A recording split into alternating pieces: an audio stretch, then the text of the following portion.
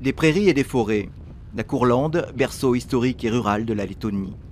Le soleil est parcimonieux, mais l'herbe abondante, une terre d'élevage. Ilvars Ozolins nous accueille dans la ferme qu'il exploite avec ses enfants. Rien de traditionnel ici, au contraire un équipement de pointe inauguré dans l'année. Ilvars Ozolins est un néo-fermier, il a commencé en 1989. Quand l'Union soviétique s'est écroulée, j'ai compris que je devais trouver un moyen de gagner ma vie. J'ai eu comme un appel intérieur, peut-être ça venait de mes ancêtres paysans, et j'ai commencé l'agriculture, même si à 24 ans, je n'avais jamais vécu à la campagne. La belle étable accueille 88 vaches. Un robot s'occupe de la traite, il enregistre la production de lait, le poids de la bête.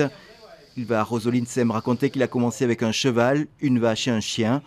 Aujourd'hui, le fermier moderne travaille devant un ordinateur et maîtrise l'art de la demande de subventions à l'Union européenne. Le plus gros problème n'est pas de demander de l'argent à l'Union européenne, c'est d'obtenir un prêt de la banque. On essaye d'un côté, puis de l'autre, il faut insister pour obtenir de l'argent, et c'est seulement comme ça qu'on y arrive.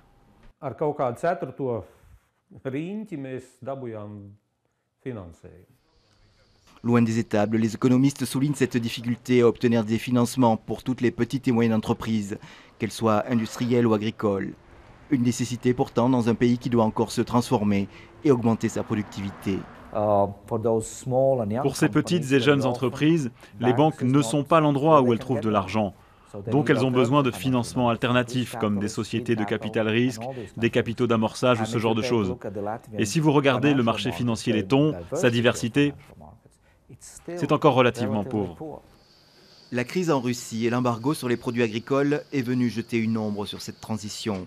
Le prix du litre de lait a diminué de moitié à 21 centimes d'euros en décembre.